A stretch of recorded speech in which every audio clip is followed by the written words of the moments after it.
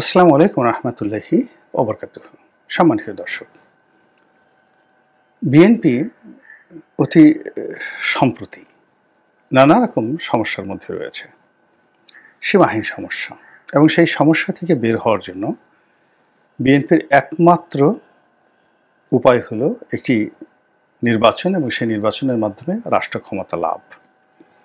এবং সেই রাষ্ট্র ক্ষমতা যদি তারা লাভ করতে না পারে, তাহলে সামনের যে দিনগুলো, সেই দিনগুলোতে দলের অস্তিত্ব নিয়ে টানাটানি লেগে যাবে। যেভাবে বিভিন্ন এলাকাতে বিএনপির মধ্যে দলাদলি শুরু হয়েছে, অন্তর্দ্বন্দ্ব শুরু হয়েছে, মারামারি, হানাহানি, কাটাকাটি শুরু হয়েছে। প্রত্যেকটা জেলা শহর, প্রত্যেকটা উপজেলা শহর, ইউনিয়ন থেকে শুরু করে ওয়ার্ড পর্যায়ে বিএনপি নেতাকর্মীরা বিভিন্ন ভাগে বিভক্ত হয়ে যেভাবে হানাহানি, কাটাকাটি করছে, মারামারি করছে, তাতে করে এই দলটির যে অস্তিত্ব, সেই অস্তিত্ব হুমকির মুখে পড়েছে। এক, দলের কোনো সেন্ট্রাল কোনো কমান্ড নেই। সেন্ট্রাল কোনো কমান্ড নেই অর্থাৎ তারেক রহমান সাহেব বহিষ্কার করছেন, রিজভী সাহেব চিঠি ইস্যু করছেন, এ পর্যন্তই। কিন্তু দলের মধ্যে এমন কোনো শক্তিশালী নেতা নেই যিনি তার একটি হুমকি দিয়ে পুরো এই যে বিশৃঙ্খলা দলের মধ্যে, এটিকে নিবারণ করতে পারেন, অথবা দলের মধ্যে এমন কোনো ম্যাগনেটিক নেতৃত্ব নেই যিনি কিনা এই সমস্যাগুলো সাংগঠনিকভাবে সমাধান করতে পারেন। এই দলটি এখন মূলত মিডিয়া নির্ভর। মিডিয়াতে বক্তব্য দেওয়া হচ্ছে, কথাবার্তা বলা হচ্ছে, আর বিভিন্ন সামাজিক অনুষ্ঠানে এবং রাজনৈতিক অনুষ্ঠানে তারা পারস্পরিকভাবে হাজিরা দিয়ে দলের পক্ষে কথাবার্তা বলছেন। কিন্তু সাংগঠনিক সফর চালিয়ে প্রতিটি এলাকায় তার যে রাজনৈতিক নিয়ন্ত্রণ, সেই নিয়ন্ত্রণ প্রতিষ্ঠা করা এবং ভোটের যে রাজনীতি, সেই ভোটের রাজনীতিতে সামনের দিকে এগিয়ে আসা, বা নিশ্চিতভাবে আমরা একটা ভাইব তুলছি যে তারা অত্যন্ত জনপ্রিয় একটি দল, প্রচুর ভোট পাবে। কিন্তু এখন যদি নির্বাচন হয়, সেই নির্বাচনের ময়দানে বিএনপির অনেকগুলো নির্বাচনী এলাকাতে এমন কতগুলো সমস্যা তৈরি হয়েছে, সেখানে যদি জামাতের প্রার্থী জিতে যায়, সেখানে যদি গণ অধিকারের প্রার্থী জিতে যায়, সেখানে যদি সেই জুনায়েদ সাকির যে দল তারা জিতে যায়, এমনকি ববি হাজ্জাজের দল জিতে যায়, পার্থর দল জিতে যায়, হেফাজতের লোক জিতে যায়, আশ্চর্য হওয়ার কিছু থাকবে না। স্বতন্ত্র দল, আওয়ামী লীগের লোকজন যদি অন্য নামে নির্বাচন করে, বিএনপির পাত্তাই থাকবে না। এর কারণটা হলো প্রথমত চাঁদাবাজি, দ্বিতীয়ত সরকারি অফিসগুলো এমনভাবে বিএনপিকে সাহায্য করছে, সহযোগিতা করছে, যাতে করে বিএনপির সর্বনাশ ঘটে। যেমন টেন্ডারের যেটা নিয়ে বেশি দুর্নাম হয়, জেলা শহরগুলোতে গিয়ে দেখেন, উপজেলাতে গিয়ে দেখেন, এই টেন্ডারবাজিটা পুরোটাই এখন বিএনপির নিয়ন্ত্রণে। আওয়ামী লীগের লাইসেন্স, কিন্তু কাজ করছে বিএনপি, আওয়ামী লীগকে কমিশন দিয়ে দিচ্ছে। আর এই কাজ বিএনপির যে দল পেল, তার প্রতিপক্ষ দল এটি নিয়ে মারামারি, কাটাকাটি করছে। আর সরকারি যারা কর্মকর্তা রয়েছে, তারা অনায়াসে বলে বেড়াচ্ছে আমাদের কি করার আছে, দেখুন ক্ষমতা তাদের হাতে। এই গেল টেন্ডারবাজি। দ্বিতীয়ত থানার দালালি, গিয়ে দেখেন প্রত্যেকটা এলাকাতে থানার দালালি কীভাবে হচ্ছে। এবং এখানে গ্রুপ উপগ্রুপ নিয়ে ওসি সাহেব বসে বসে পায়ের উপর পা তুলে তারা বিএনপি সর্বনাশ ঘটানোর জন্য, দুর্নাম বদনাম ঘটানোর জন্য যা যা করার দরকার, সেভাবে থানাকে মোটামুটি খালি করে দিয়েছেন। কেউ মামলা করতে চান, মামলা করেন। প্রতিপক্ষ এসে আবার মামলা করতে চায়, মামলা করে দেওয়া হলো। জামাতের লোক যখন মামলা করতে চায়, আচ্ছা ঠিক আছে মামলা করেন। এইভাবে প্রতিটি এলাকাতে যে মৃত্যুকূপ তৈরি করা হচ্ছে ভোটের জন্য, সেখানে প্রশাসন সুন্দরভাবে খেলে দিচ্ছে বিএনপিকে। বিএনপি এই জিনিসগুলো কি বুঝছে না? অবশ্যই বুঝছে, এবং এই জিনিস থেকে বের হওয়ার জন্য তার রাষ্ট্র ক্ষমতা খুবই জরুরি। এবং দিন যত যাবে ততই তারা বিপদে পড়বে। অর্থাৎ এখন ধরুন নির্বাচন যদি হয়, ভোট কারো দেওয়ার দরকার নেই, বিএনপি যারা লোকজন আছে তারা শক্তি প্রয়োগ করে যে বা হোক না ভোটের ফলাফল তাদের পক্ষে আনতে পারবে। কিন্তু আজ থেকে 1 বছর পর যদি কোনো অপারেশন ক্লিন হার্ট হয়, সেনাবাহিনী পুলিশ মিলে যদি সেই তৎপরতা চালায়, পুরো বিএনপির লোকজন দেশ ছাড়া হয়ে পড়বে আওয়ামী লীগের মতো করে। এবং সেই মাঠে যদি আবার একটা নির্বাচন দেওয়া হয়, বিএনপির কোনো প্রার্থীকেই খুঁজে পাওয়া যাবে না। আর বিএনপির যে সকল প্রার্থী এখন এলাকাতে যাতায়াত করছে না, তারা যদি এলাকাতে যান, সবাইকে বলবে, ভোটাররা বলবে আপনি এতদিন কোথায় ছিলেন, বিএনপির যে লোকজন আমাদেরকে ক্ষতি করে গেছে সেই ক্ষতি কীভাবে পোষাবেন ইত্যাদি সব কিছু। ফলে বিএনপি খুব দ্রুত নির্বাচন চাচ্ছে এবং বিএনপির জন্য যে ভালো হতো যদি এটা জুন জুলাই আগস্ট মাসে হতো আরও ভালো হতো। এখন ডিসেম্বরকে তারা ডেডলাইন দিয়ে নির্বাচন চাচ্ছে। ডক্টর মোহাম্মদ ইউনূস যখন এটাকে ডিসেম্বর প্লাস 2026 সনের জুন এই সমস্ত কথাবার্তা বলছেন, তখন তারা রীতিমতো ধৈর্য হারিয়ে ফেলেছেন। কিন্তু ইদানিংকালে যে পরিবেশ পরিস্থিতি তৈরি হচ্ছে তাতে মনে হচ্ছে যে 2026 সনের জুন তো দূরের কথা, 2027 সনের ডিসেম্বর মাসে নির্বাচন হওয়ার কোনো সম্ভাবনা নাই এবং তখন যদি নির্বাচন হয় তখন কি যে হবে এটা আমরা এখন পর্যন্ত ক্যালকুলেশন করতে পারছি না। আর এইরকম যখন একটা অনিশ্চয়তা চলছে ঠিক সেই সময়টিতে ডক্টর মোহাম্মদ ইউনূসের দুটো বৈদেশিক সফর, প্রথমত চীন সফর, দ্বিতীয়ত বিমস্টেক সম্মেলনে মিস্টার নরেন্দ্র মোদীর সঙ্গে তার বৈঠক। এই দুটো বৈঠকই তার হাতকে শক্তিশালী করেছে, তার ব্যক্তিত্বকে সুদৃঢ় করেছে এবং তাকে যারা নেহায়েত দুর্বল এবং অরাজনৈতিক ভাবতেন তাদের জন্য একটা রীতিমতো চপেটাঘাত শুরু হয়েছে।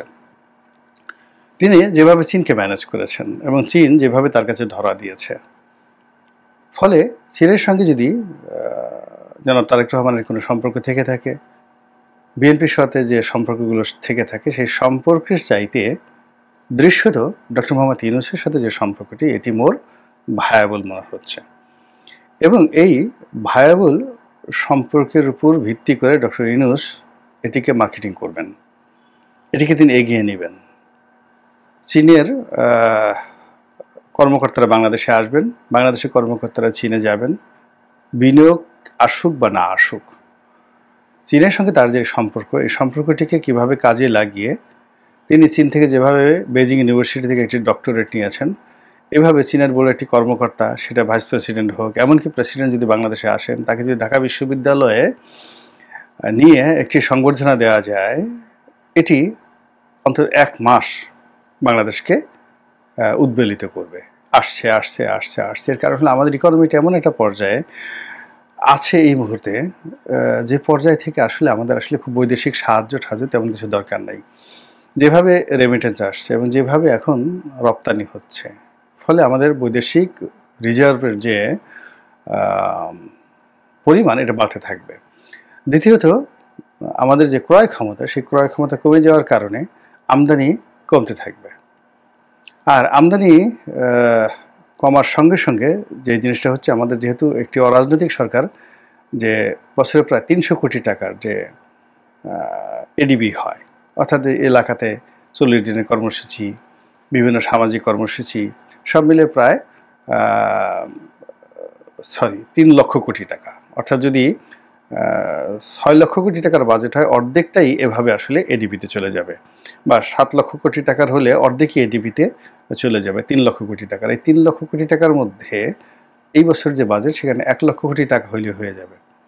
এই কারণে লেখা রাস্তাঘাট নষ্ট হয়ে যাচ্ছে, যা কিছু হচ্ছে এটা নিয়ে সবই কেউ মানে এই মুহূর্তে ওটা জাতীয় নিউজে আসবে না, ওটা ডক্টর মোহাম্মদ ইউনূসের কোনো রকম সমস্যার সৃষ্টি করবে না। এলজিডি রাস্তাগুলো, রোডস অ্যান্ড হাইওয়েজের রাস্তাগুলো, তারপর শেষে কিছু মাটির রাস্তার কাজ, এলাকাতে কর্মসৃজন যে সকল প্রকল্প রয়েছে সব মিলিয়ে 3 লক্ষ কোটি টাকার যে একটা বার্ডেন এখান থেকে কমিয়ে 2 লক্ষ কোটি টাকা যদি হয় তাহলে 1 লক্ষ কোটি টাকা থাকবে। এটা দিয়ে টুকটাক কিছু কাজকর্ম করা, আর হলো বিদেশির যে ঋণগুলো রয়েছে সেই ঋণগুলো পরিশোধ করা, আর সরকারি কর্মকর্তাদের বেতন দেওয়া। সব মিলিয়ে এখন যে ইনকাম রয়েছে আমাদের কাস্টমস অবকারী শুল্ক থেকে যা কিছু আসছে, ভ্যাট থেকে যা কিছু আসছে, অন্যান্য যা কিছু আসছে, ডক্টর মোহাম্মদ ইউনূস চোখ বুঝে তিনি যদি এডিবি কমিয়ে ফেলেন, রাজনীতিতে টাউটারি বাটপারি টেন্ডারিবাজি কমিয়ে ফেলেন, টাকা পয়সার কমানো যায়, তাহলে বিশ্বের যে কোনো এমবার্গো দেখ না কেন কোনো দেশের সঙ্গে ব্যবসা বাণিজ্য বিদেশি বিনিয়োগ না হলেও তার কিছু আসে যায় না। এমনকি বাংলাদেশের সবগুলো গার্মেন্টস বন্ধ হলেও তার কিছু আসবে যাবে না, বিকল্প ব্যবস্থা তৈরি হয়ে যাবে। তো এই যে একটা অবস্থা তিনি পেয়ে গেছেন, এখন তাকে যে জিনিসটা দরকার সেটা হলো অভ্যন্তরীণ রাজনীতিকে কুল রাখা। আর অভ্যন্তরীণ রাজনীতিকে কুল রাখার জন্য যেটি দরকার সেটি হলো আওয়ামী লীগ যেটি করেছে, বিএনপির অনেক নেতাকে তারা কিনে নিয়েছে, তারপরে রাজপথের অনেক নেতাদেরকে তারা কিনে নিয়েছে, তাদেরকে ডিজিএফআই দালাল বানিয়ে কখনো জেলে নিয়ে, কখনো টাকা দিয়ে, কখনো বিদেশে পাঠিয়ে, কখনো হুমকি দিয়ে, ধামকি দিয়ে যেভাবে তাদেরকে 15টি বছর একেবারে মেরুদণ্ডহীন করে রাখা হয়েছে, সেই মেরুদণ্ডহীন লোকগুলোই এখন বাংলাদেশের রাজনীতির যাকে বলা হয় প্রাণপুরুষ। ফলে এরা রাতারাতি ডক্টর মোহাম্মদ ইউনূসের বিরুদ্ধে মেরুদণ্ড সোজা করে দাঁড়াতে পারবেন না। এদের মেরুদণ্ড তৈরি হওয়ার আগেই এদের যে বয়স হয়ে গেছে এদেরকে কবর যেতে হবে। আর তরুণ যারা রয়েছেন তাদেরকে ব্যাপার হলো যে হাড্ডি যদি একবার ভেঙে যায় বা হাড্ডি যদি একবার বেঁকে যায় ওটাকে আর সোজা করা যায় না। কাজেই যদি 30 বছরের নিচে বা 40 বছরের নিচে যে সকল তরুণ রাজনীতিবিদ রয়েছেন যারা একবার ক্যান্টনমেন্টে গিয়েছেন, যারা একবার ডিজিএফআইয়ের কাছ থেকে টাকা নিয়েছেন, এনএসআই টাকা নিয়েছেন, আওয়ামী লীগের টাকা নিয়েছেন, দালালি করেছেন, জেল খেটেছেন, ভয় পেয়েছেন, হারুনের ভাতের হোটেলে গিয়ে ভাত খেয়েছেন, তারা ডক্টর মোহাম্মদ ইউনূসের যারা লোকজন এই মুহূর্তে ওই পদ পদবিতে আছেন তারা ডাকলেও তারা আব্বা আব্বা করে সেখানে চলে যাবেন এবং আগে যেভাবে ভয় পেতেন ওইভাবেই তারা ভয় পাবেন। ফলে এটা ডক্টর মোহাম্মদ ইউনূসের জন্য কোনো সমস্যা নয় যে রাজনীতির অঙ্গনে যারা নেতৃবৃন্দ রয়েছেন তাদের একটা বিরাট অংশকে এইভাবে ছলে বলে কৌশলে, আওয়ামী কৌশলে তাদেরকে নিয়ন্ত্রণ রাখা। বাকি থাকে জনগণ। আমজনতা মাঝে মধ্যে রাগ হয়ে যায়। যেমন যে বিষয়গুলো নিয়ে তারা খুব রাগ হয় সেটা হলো নিত্য প্রয়োজনীয় ছোট ছোট দ্রব্য সামগ্রী, যেমন কাঁচামরিচের দাম বেড়ে গেল, পেঁয়াজের দাম বেড়ে গেল, আলুর দাম বেড়ে গেল, ছোলার দাম বেড়ে গেল, এই জিনিসগুলো, চালের দাম বেড়ে গেল। এটি একমাত্র চাল ছাড়া প্রায় সবগুলোই তিনি নিয়ন্ত্রণের মধ্যে নিয়ে এসেছেন। চালের দামও নিয়ন্ত্রণের মধ্যে যদি থেকে যায় জনগণকে আপনি নড়াতে পারবেন না, তারা বলবে না থাকুক না, অসুবিধা কি, এই সমস্ত টাউটবাট পাড়া আসার চাইতে থাকুক। তো এই অবস্থার বাইরে আরেকটা হলো মানুষকে আশান্বিত করা। এবং আপনারা জানেন যে কোনো একটা জাতিকে, সম্প্রদায়কে, বৃহৎ গোষ্ঠীকে যদি আপনাকে নিয়ন্ত্রণ রাখতে হয়, তাহলে তাকে ভয় দেখাতে হবে, চেঙ্গিস খানের মতো ভয় দেখাতে হবে, অথবা তাদেরকে লোভ দেখাতে হবে, দুনিয়ার লোভ দেখাতে হবে, আখেরাতের লোভ দেখাতে হবে, 70টা হুরপুরির লোভ দেখাতে হবে, এই জিনিসগুলো। এবং তার সঙ্গে সঙ্গে কিছু জিনিসকে অ্যাভেলেবল করে দিতে হবে, যেমন মদ, নারী, জুয়া, এই জিনিসগুলোকে একটা নির্দিষ্ট জায়গাতে ওপেন আপ করে দিতে হবে। ওপেন আপ করে দিলে এই একটা বিশেষ সম্প্রদায় তারা আর এই বিষয় নিয়ে নড়াচড়া করে না, মানে আন্দোলন বিপ্লব দূরের কথা কোনো জিনিস ওদিকে তাকায় না, সারাদিন শুধু ঝিমোতে থাকে। গণজাগরণ মঞ্চের যে উচ্ছ্বাস ছিল তাদের একটা বিরাট অংশ একটা সময় যখন তাদের বিরুদ্ধে গাঁজা এবং বিরিয়ানি এই দুই থেরাপি প্রয়োগ করা হলো, দেখা গেল সেই ঐক্যটা ভেঙে গেল।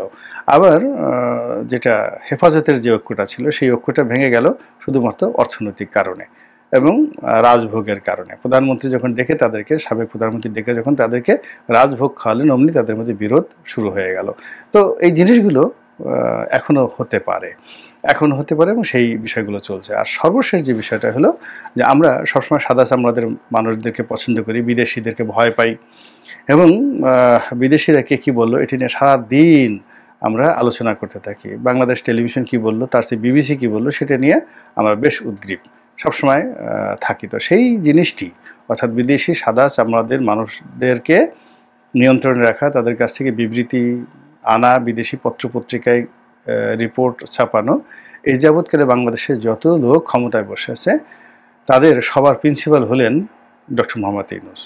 যদি আপনি শেখ হাসিনার কথাই ধরেন বা খালেদা জিয়ার কথা ধরেন, তারা যদি এই বিদেশি গণমাধ্যমকে নিয়ন্ত্রণ করা, গণমাধ্যমকে ইনফ্লুয়েন্স করা, তাদের মাধ্যমে কোনো রিপোর্ট ছাপানো, এই সবগুলোর ক্ষেত্রে শেখ হাসিনা, বেগম খালেদা জিয়া, তারেক রহমান সাহেব, জয়, তাদেরকে যদি আপনি প্রাইমারি স্কুলের ছাত্র বা ছাত্রী হিসেবে ট্রিট করেন, তাহলে ধরে নেবেন যে ডক্টর মোহাম্মদ ইউনূস হলেন ঢাকা বিশ্ববিদ্যালয়ের ভাইস চ্যান্সেলর। তো এই ভাইস চ্যান্সেলর যেভাবে প্রচার করবেন আগামীতে সারা দুনিয়ার সঙ্গে তার যে সম্পর্ক, যেভাবে ইতিমধ্যে তিনি কথা নাই বার্তা নাই পূর্ব তিমুরের প্রেসিডেন্টকে নিয়ে আসছেন বাংলাদেশে, নোবেল লরির তার বন্ধু, তার সাথে দেখা করার জন্য মালয়েশিয়ার প্রধানমন্ত্রী আনোয়ার ইব্রাহিম চলে আসছে, তার বন্ধু মানুষ, এবং এরকম আরও অনেক কর্মকাণ্ড। তার বন্ধু অ্যান্থনি গুতেরেস বাংলাদেশে চলে আসছে কোনো কারণ নেই, এখন খামোখা আননেসারি বাংলাদেশ আসছে। কিন্তু আমরা সবাই এই জিনিসগুলো নিয়ে অন্তত 7 দিন ব্যস্ত থেকেছি। তো 3টি ঘটনাতে যদি 3 সাথে 21 দিন ব্যস্ত থাকি, আবার তিনি সেই কত জায়গায় গেলেন, তার প্রতিটি ভ্রমণ নিয়ে আমরা 10 দিন, 8 দিন, 15 দিন, এমনকি 1 মাস পর্যন্ত ব্যস্ত থেকেছি, তর্ক করেছি, বিতর্ক করেছি। তো তিনি বুঝে গেছেন যে কি করে আমাদেরকে এনগেজমেন্টে রাখতে হয়। তো এরকম অতি সম্প্রতি তিনি যে বিমস্টেক বৈঠক করিলেন এবং নরেন্দ্র মোদীর সঙ্গে তিনি যে বৈঠক করে আসলেন, সেই বৈঠকের ফলাফল ইতিবাচক নেতিবাচক যাই হোক না কেন, 1 নম্বরে যেটি একেবারে শতভাগ কনফার্ম যে নির্বাচনটা পিছিয়ে যাচ্ছে। আর সেই নির্বাচনটা যদি, অর্থাৎ ডক্টর মোহাম্মদ ইউনূস যেটি বলেছেন যে 2026 সনের জুনে হতে পারে, এটি আর এখন তিনি বলবেন না। এই বিষয়ে তিনি কোনো কথাই বলবেন না, সাক্ষাৎকারই দিবেন না। কোনো বাংলাদেশি সাংবাদিকদের সঙ্গে তিনি আর এই ব্যাপারে কোনো কথাই বলবেন না। রাজনীতিবিদদের সঙ্গে তিনি এখন আর, নরেন্দ্র মোদীর সাথে বৈঠক করার পর তিনি আর পলিটিক্যাল পার্টির নেতাদেরকে আর পাত্তাই দিবেন না, কথাই বলবেন না। এটা স্বাভাবিক। ফলে কি হচ্ছে বুঝতে পারেন, বৃহত্তর দল হিসেবে বিএনপির প্রথমে মন খারাপ হবে, তারপরে রাগ হবে, তারা রাস্তায় নামার চেষ্টা করবেন। আর রাস্তায় তারা কতটা সফলতা দেখাতে পারেন কি পারেন না, সেটা নিয়ে আমি এখন আর কোনো কিছু বললাম না। আল্লাহ আমাদের সবাইকে হেদায়েত দান করুন এবং হেফাজত করুন। আসসালামু আলাইকুম ওয়া রাহমাতুল্লাহি